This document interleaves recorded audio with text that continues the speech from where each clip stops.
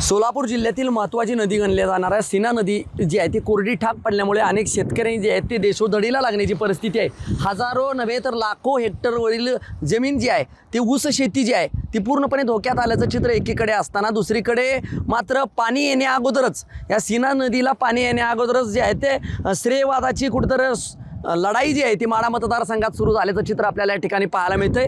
पाणी येण्यापूर्वीच जे आहे ते सोशल वॉर जे आहे ते सोशल मीडियावर रंगताना पाहायला मिळत आहेत। ज्या पद्धतीनं माढ्याचे आमदार असलेले अभिजितआबा पाटील असतील किंवा माढ्याचे माजी आमदार असलेल्या बबनरावजी शिंदे यांचे सुपुत्र रणजितसिंह शिंदे या दोघांकडूनही या ठिकाणी जे आहे ते श्रेयवाद रंगताना पाहायला मिळतोय।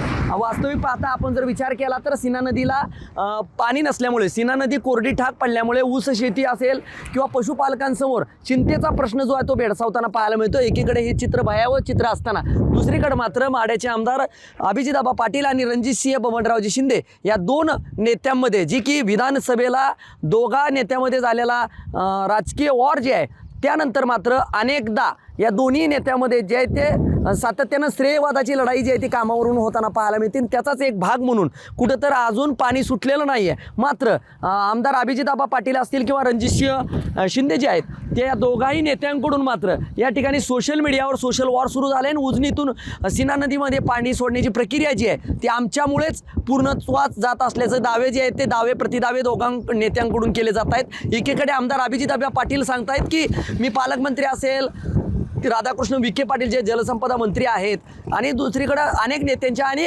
फडणवीस साहेबांच्या जी की राज्याचे मुख्यमंत्री आहेत यांच्या देखील भेटी घेतल्या असल्याचा दावा अभिजितआबा पाटील करतायत। तर दुसरीकडे रणजितसिंह शिंदे हे देखील पालकमंत्री आणि नेते मंडळींच्या संपर्कात जाऊन सातत्यानं आपण या संदर्भात पाठपुरावा केला असल्यामुळे उजनीतून सीना नदीमध्ये पाणी सोडण्यामध्ये माझाच महत्त्वाचा भाग असल्याचं सांगताना पाहायला मिळतात। त्यामुळं एकीकडे दोन्ही नेत्यांचे दावे प्रतिदावे आणि एकीकडे श्रेयवादाची लढाई आणि प्रत्यक्षात मात्र अजूनही सीना नदीला पाणी सोडण्यापूर्वीच निर्णय होण्यापूर्वीच मात्र आता प्रत्यक्षात जर पाहिलं तर ही श्रेयवादाची लढाई जी आहे ती माढा मतदारसंघात रंगताना पाहायला मिळते। त्यामुळं शेतकऱ्यांना केवळ आणि केवळ सीना नदीच्या पाण्याची आतुरता लागल्याचं पाहायला मिळते। त्यामुळं एकीकडे नेते मंडळींचा श्रेयवादाची लढाई आणि दुसरीकडं सीना नदीला पाण्याची असलेली आतुरता याचं चित्र आणि लाखो शेतकऱ्यांना जो आहे ते याची प्रतीक्षा लागल्याचं चित्र पाहायला मिळते। माझा सहकारी कॅमेरा पर्सन अक्षय गुंडसह मी संदीप शिंदे TV9 मराठी माढा सीना नदी सोलापूर।